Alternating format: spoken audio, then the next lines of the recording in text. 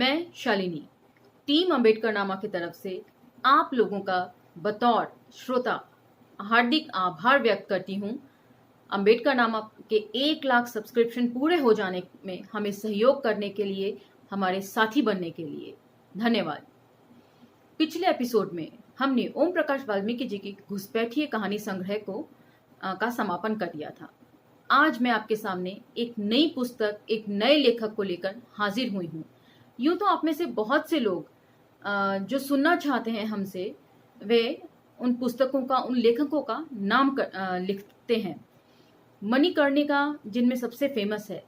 फिलहाल ये पुस्तक मेरे पास नहीं है, ऑर्डर कर दी गई है, लेकिन जब तक वे नहीं आ जाती थोड़ा समय दीजिए, सब्र रखिए। उसको मैं थोड़ा सा पढ़ूंगी, तभी मैं उस पुस्तक के साथ न्याय कर सकूंगी। उसका सिर्फ पाठन ही मैं नहीं करती, आप लोगों के सामने किसी भी पुस्तक को प्रस्तुत करने से पहले मैं उसे खुद पढ़ती हूँ, नोट्स बनाती हूँ लिखित में, और पूरे होशो हवास के साथ जो मैं बोलती हूँ उसे मैं समझती भी हूँ। पहले वेदना यदि हद से आगे गुजर जाए तो वो अपनी संवेदना खो देती है। इसलिए थोड़ा सा बहुजन वैचारिकी को मैंने विराम दिया है और थोड़ा सा हास परिहास की तरफ अब हम बात करते हैं, ताकि हमारी संवेदनाएं बनी रहें। और हास परिहास भी तो बहुत जरूरी है जीवन में। सबसे प्रमुख रस है हमारे जीवन का हास्य रस। इसी लिहाज से आज जो पुस्तक मैं आपके सामने लेकर आई हूं वे है हरिशंकर परसाई जी की आवारा भीड़ के खतरे। पुस्तक बेहद समसामयिक है, चुटीले अंदाज में लिखी गई है। व्यंग्य के लिहाज से भी ये बहुत बेहतरीन पुस्तक है। और हंसी हंसी में यदि राजनैतिक सामाजिक दृष्टिकोण ये आपका बढ़ाती है तो इसमें क्या परहेज है। इस पुस्तक में 28 कहानियां हैं और जो सभी व्यंग्य और विनोदी भाव से लिखी गई हैं। हरिशंकर परसाई जी के बारे में पुस्तक राजकमल प्रकाशन से है और प्रकाशक के जो शब्द हैं पीछे की तरफ वो मैं आपके लिए पढ़ रही हूं। पहले, यह पुस्तक हिंदी के अन्यतम व्यंग्यकार हरिशंकर परसाई के निधन के बाद उनके असंकलित और कुछ एक अप्रकाशित व्यंग्य निबंधों का एकमात्र संकलन है। इस लिहाज से भी इस पुस्तक की अहमियत बहुत ज्यादा बढ़ जाती है, क्योंकि ये सारे निबंध कहीं और आपको अवेलेबल नहीं होंगे। अपनी कलम से जीवन ही जीवन छलकाने वाले इस लेखक की मृत्यु खुद में एक महत्वहीन सी घटना बन गई लगती है। शायद ही हिंदी साहित्य की किसी अन्य हस्ती ने साहित्य और समाज में जड़ जमाने की कोशिश करती मरणोन्मुखता पर इतनी सतत, इतनी करारी चोट की हो। इस संग्रह के व्यंग्य निबंधों के रचना काल का और उसकी विषय वस्तु का भी दायरा काफी लंबा चौड़ा है। राजनीतिक विषयों पर केंद्रित निबंध कभी कभी तत्कालीन घटनाक्रम को ध्यान में रखते हुए अपने पाठक की मांग करते हैं, लेकिन यदि ऐसा कर पाना संभव ना हो तो भी परसाई की मर्म भेदी दृष्टि, उनकी वातियेय चुटीलापन उन्हें पढ़ा ले जाने का खुद में ही पर्याप्त कारण है। अर्थात यदि जो राजनीतिक व्यंग हरिशंकर परसाई जी इसमें कर रहे हैं वे यदि समझ में ना भी आए तो भी चुटीलेपन के कारण आप इसे पढ़ सकते हैं। वैसे राजनीतिक व्यंग्य इस संकलन में अपेक्षाकृत कम है। सामाजिक और साहित्यिक प्रश्नों पर केंद्रीकरण ज्यादा है। सामाजिक और साहित्य, जैसा कि ओम प्रकाश वाल्मीकि जी भी कहते हैं कि साहित्य में एक अदृश्य सत्ता होती है, उसके ऊपर हरिशंकर परसाई जी ने भी अनेक बार सवाल उठाए हैं। हंसने और संजीदा होने की परसाई की ये आखिरी महफिल उनकी बाकी सारी महफिलों की तरह ही आपके लिए यादगार रहेगी। जिन्होंने हरिशंकर परसाई जी को पढ़ा है वे जानते हैं कि हरिशंकर परसाई जी व्यंग्य को माध्यम बनाकर किस तरह आपको राजनैतिक, सामाजिक व साहित्यिक परिवेश समझाने की कोशिश करते हैं। आइए संग्रह के बारे में संपादक का क्या कहना है थोड़ा वो भी जान लेते हैं। हरिशंकर परसाई देश के जागरूक प्रहरी रहे हैं, ऐसी प्रहरी जो खाने और सोने वाले तृप्त आदमियों की जमात में हमेशा जागते और रोते रहे। उनकी रचनाओं में जो व्यंग्य है उसका उत्प्रेरक तत्व यही रोना है। रोने वाले हमारे बीच बहुत हैं। कहते हैं ना कि रोने से जी हल्का होता है। वे जी हल्का करते हैं और फिर रोते हैं। झरना बन जाता है उनका मानस। उनकी शोक मग्नता आत्मघाती भी होती है। अर्थात समाज में जो कुरीतियां हैं, जो बुराइयां हैं, जो आडंबर हैं, उनके ऊपर एक आम व्यक्ति की नजर से यदि देखा जाए तो वह हमेशा उसकी तरफ इशारा करता है कि समाज में ये बुराई है, इतना ऐसे हो गया, महंगाई इतनी बढ़ गई। लेकिन वह सिर्फ रोने भटक होता है, ना तो वे कुछ समझने की कोशिश करते हैं, सामाजिक और राजनीतिक दृष्टिकोण इसके पीछे। वे सिर्फ रोते ही चले जाते हैं और इसी का नतीजा है कि सरकारें जो हैं वे मनमानी कर रही हैं आजकल। जन भाषा में एक कवि कबीर हैं जिसने राह के बटमारों की गतिविधियों को खूब पहचाना। उसने जासूसी की अर्थात बारीकी से अध्ययन किया, विश्लेषण किया समाज का। कपट को पारदर्शी आंखों से चीरने का काम उसने जीवन पर्यंत किया। ऐसा ही दूसरा लेखक उसकी बिरादरी में हुआ, परसाई। ये बहुत बड़ी बात है कि हरिशंकर परसाई जी की तुलना कबीर जी से की जा रही है। माफ कीजिएगा, ओम प्रकाश वाल्मीकि जी को इतने दिनों से पढ़ते पढ़ते जुबान पर ओम प्रकाश वाल्मीकि जी का नाम खुद ब खुद चला आता है जब भी लेखक का नाम मैं बोलना चाहती हूँ। तो यदि ओम प्रकाश वाल्मीकि जी का नाम हरिशंकर परसाई जी की जगह या निकल जाए तो मुझे माफ कर दीजिएगा। कबीर बोलते हैं, तू कहता पुथियन की बाँची, मैं कहता अखियन की देखी। उसी प्रकार हरिशंकर परसाई जी भी दैवीय चमत्कार से परे हटकर आपको असल में आम जनता में के चीत्कार को, उसके हाहाकार को और आसपास की बुराई को अपनी कहानियों के माध्यम से व्यंग्य का जामा पहनाकर पेश करते हैं। हिंदी में अनेक तृप्त लेखक हैं जो उनके कृतित्व को लेखन की श्रेणी में नहीं मानते, क्योंकि हरिशंकर परसाई जी का लेखन से उनको चिढ़ मचती है। क्यों मचती है ये हम आगे पढ़ते हैं। पत्रकार कहते हैं, भाषा के खुरदरेपन से चिढ़ है। आंतरिक लोक के कोहरे से वे कुछ अलौकिक रत्न लाते हैं। उनकी भाषा में विशेष प्रकार की दूरी होती है। भाषा के खुरदरेपन से चिढ़ है। मुंहफट लोग किसी को पसंद नहीं आते और हरिशंकर परसाई जी बिल्कुल ऐसे ही हैं।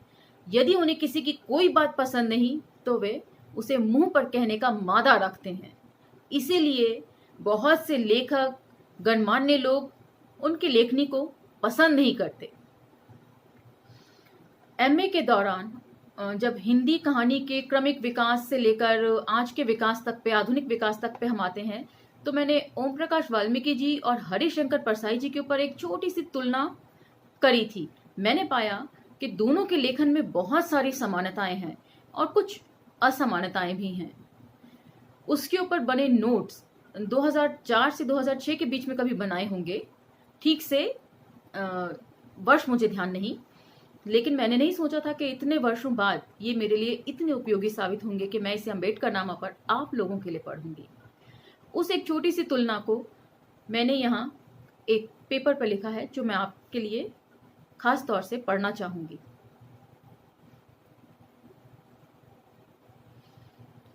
क्योंकि मुंहफट लोग किसी को पसंद नहीं आते, क्योंकि वे आपके मुंह पर आपकी बुराई करने का हौसला रखते हैं, या जो आपने किया है वह कितना सही या गलत है उसका सटीक मूल्यांकन करना वह जानते हैं। ओम प्रकाश वाल्मीकि ही तरह यह भी अर्थात हरिशंकर परसाई जी भी भाषा के पारंपरिक स्वरूप को तोड़ते मरोड़ते हैं। ओम प्रकाश वाल्मीकि जी की ही तरह ही हरिशंकर परसाई जी ने भी नई नई उपमाएं ढूंढकर निकाली हैं।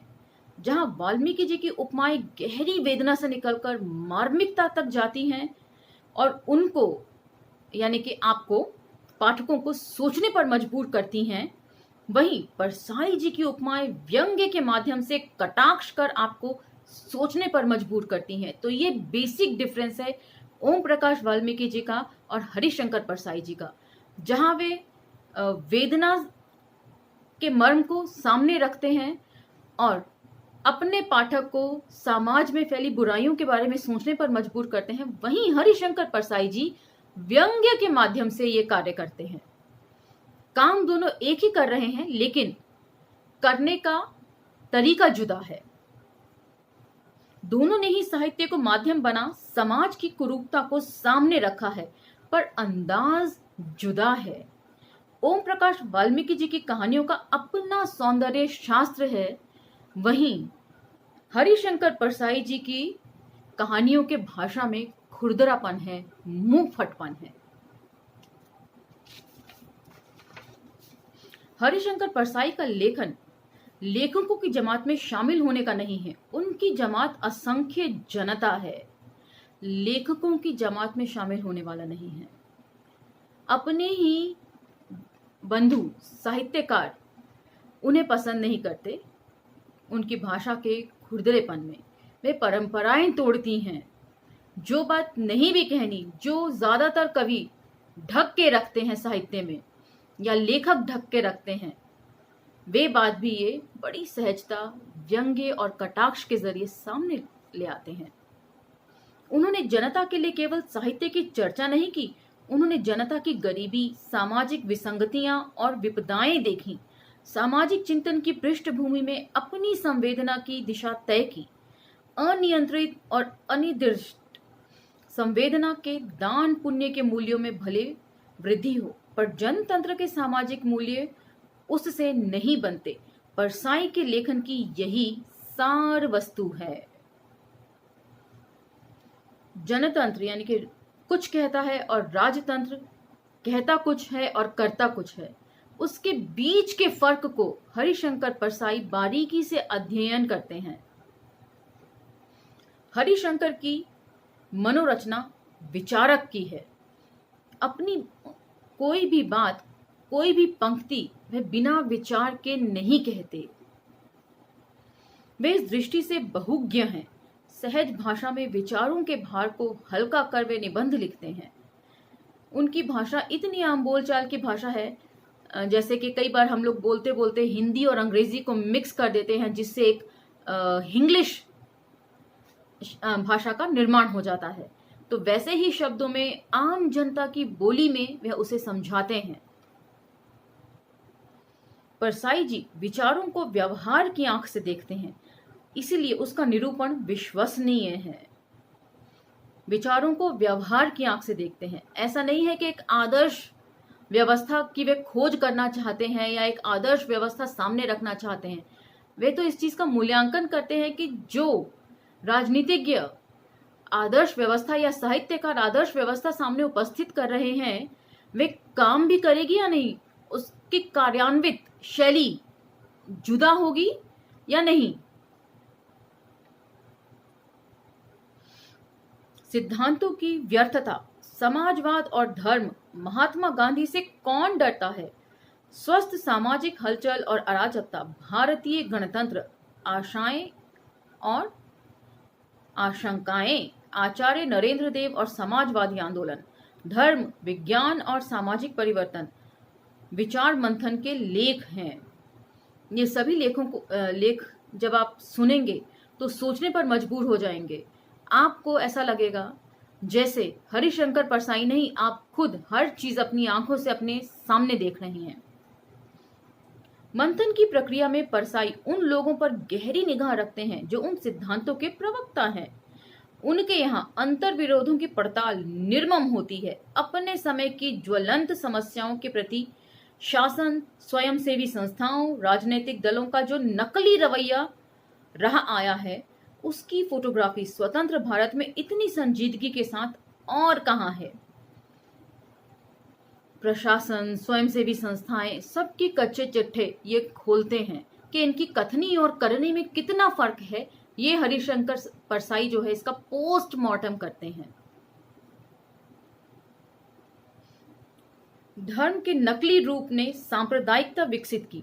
राजनीति के दुरुपयोग ने, भ्रष्टाचार और विज्ञान के दुरुपयोग ने उपभोक्तावाद और यंत्रवाद बढ़ाया। इससे धर्म, राजनीति और विज्ञान बदनाम हुए। कितना तीखा प्रहार करते हैं ये। धर्म के नकली स्वरूप से सांप्रदायिकता बढ़ती है, जो आज काफी समसामयिक हो गई है, और राजनीति के दुरुपयोग से भ्रष्टाचार बढ़ रहा है। वे भी हमारे सामने है। इसमें ऐसी कोई बात नहीं कही गई जो आज आप और हम अपनी आंखों के सामने होते हुए ना देख रहे हों। हरिशंकर परसाई समाज की पटरी से उतरी गाड़ी को सीधे रास्ते में लाने का प्रयत्न करते हैं। भ्रम और शक्तिशाली मायाजाल पर तीखे प्रहार करने का साहस परसाई के लेखन में निरंतर मौजूद है। अंतरराष्ट्रीय साहित्यिक, राजनैतिक और सामाजिक संदर्भों की पहचान के भरोसे परसाई के निबंधों में लोक व्याप्ति का गुण पाया जाता है। खूबी यह है कि वस्तु और भाषा की सार्थक एकता के लिए परसाई बेमिसाल हैं। तो ये है इनकी खूबी। अपने देश की राजनीति के साथ साथ आसपास देश विदेश में जो घट रहा है, उसका जो इम्पैक्ट हमारे देश की राजनीति और साहित्य और समाज पर पड़ता है, वे उसकी भी खरी खरी जांच पड़ताल करते हैं। निबंधों का ये संग्रह परसाई जी की मृत्यु के बाद प्रकाशित हो रहा है। पुस्तकों की भूमिकाएं उन्होंने हमेशा छोटी छोटी लिखी हैं। आलोचकों या समृद्ध पुरुषों से उन्होंने भूमिकाएं नहीं लिखवाई।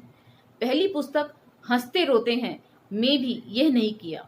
उनके पाठकों का दायरा इतना व्यापक है कि इसका आकलन करना संभव नहीं। पाठकों की ही ताकत है जिसके बल पर उनका लेखन स्थापित है। मैं आशा रखता हूं कि अन्य संग्रहों की भांति यह भी पाठकों के बीच लोकप्रिय होगा। कमला प्रसाद, इनके पाठकों का दायरा इतना व्याप्त है कि यदि कोई लेखक पॉपुलर नहीं होगा आम जन के बीच में, तो कोई भी प्रकाशक उसकी पुस्तक क्यों छापेगा। इनकी पुस्तकें लगातार और बार बार कई संकलन आते हैं। संपादकों के ढेर लग जाते हैं इनकी पुस्तकों को छापने के लिए।